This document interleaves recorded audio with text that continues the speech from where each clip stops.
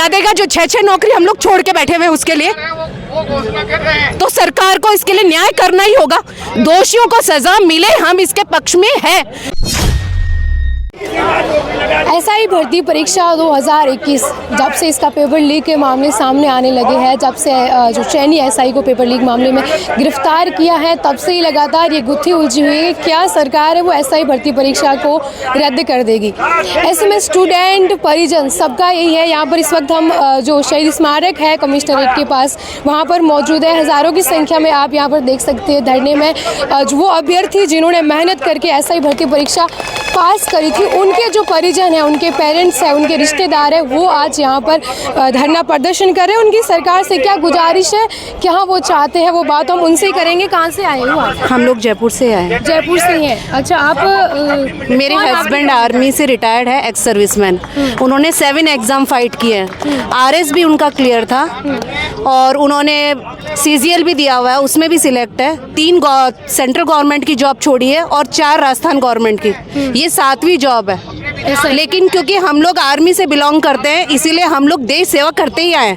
17 साल तक मेरे हस्बैंड ने इतना स्ट्रगल किया है, उसके बाद ये सरकार हमें इस तरीके से हमारा सम्मान बढ़ा रही है। यहाँ पे हमारा बाहर निकलना मुश्किल हो गया है। हमारे बच्चों को हम क्या जवाब देंगे कि उनके फादर पिछले 8-9 साल से कर क्या रहे हैं?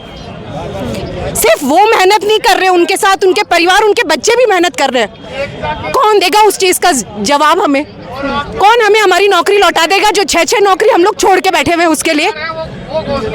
तो सरकार को इसके लिए न्याय करना ही होगा, दोषियों को सजा मिले, हम इसके पक्ष में है। लेकिन निर्दोष को एक को भी सजा नहीं होनी चाहिए।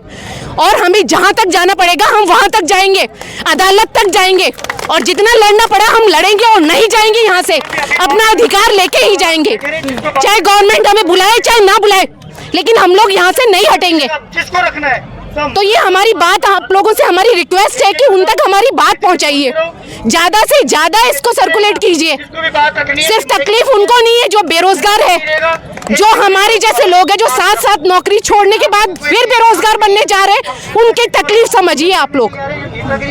यही रिक्वेस्ट है हमारी गवर्नमेंट से, और हमें कुछ नहीं चाहिए। हमें हमारे बच्चों का फ्यूचर सेव करना है, ठीक है? उनके साथ हमारा भी फ्यूचर जुड़ा हुआ है, हमारे हस्बैंड के साथ। हम लोग नहीं हटेंगे यहाँ से। मेरे छोटे छोटे बच्चे घर पे छोड़ के आई हूँ, मेरे बच्चे अकेले वहाँ पे, लेकिन मैं बैठी हूँ क्योंकि बैठना पड़ेगा मुझे। कौन लड़ेगा उनके लिए? ठीक है, तो हमें हमारा सम्मान चाहिए। हम ये लज्जित जिंदगी नहीं जीना चाहते, हमें हमारा सम्मान चाहिए।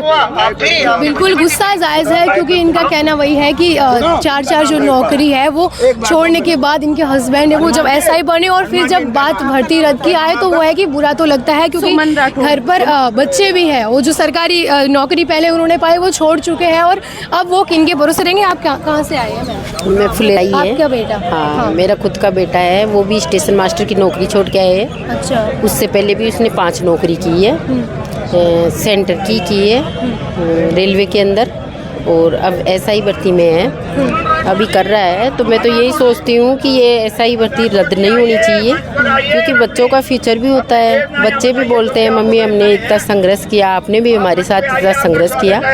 2010 से मेरे पति भी बीमार रहते थे, मैंने बच्चों को पढ़ाया, मेरी आत्मा जानती है। 2011 में मैंने खुद ने भी एग्ज़ाम दिया था 10th का, क्योंकि बच्चों के फ्यूचर के लिए।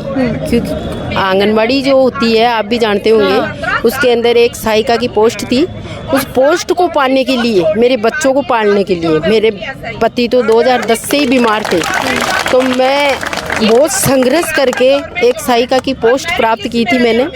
उसमें कोई ज़्यादा वो नहीं थी, सैलरी वगैरह ज़्यादा से ज़्यादा वो उस टाइम 3,000-2,500 इतनी थी। फिर भी मैंने एक फॉर्चूनी वो फैंसी स्टोर की दुकान की, और गांव के अंदर 100-100 रुपये में कोचिंग पढ़ा के और मेरे बच्चों को पाला है। मेरे पति का भी मैंने ध्यान रखा है, भाई कैसे जैसे बच्चे हो जाएंगे फिर ठीक हो जाएगा।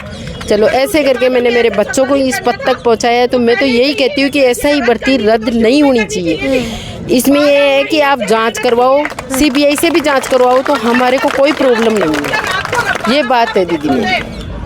यही है कि जिन्होंने अपनी मेहनत के बलबूते एग्ज़ाम दिया है बहुत मेहनत के बलबूते एग्जाम में घर की परिस्थिति देख के मेरे बच्चे ने बहुत संघर्ष उठाया है। उसके साथ में मैंने खुद ने संघर्ष उठाया है, क्योंकि मेरा पति बीमार रहता था, पति का तो कोई सहारा भी तो नहीं था। तो फिर मैं खुद संघर्ष किया था। तो मेरा बच्चा मेरे को यही बोलता था, मम्मी थोड़ा तसल्ली रखो, सब कुछ ठीक हो जाएगा, मम्मी थोड़ा तसल्ली रखो, सब कुछ ठीक हो जाएगा।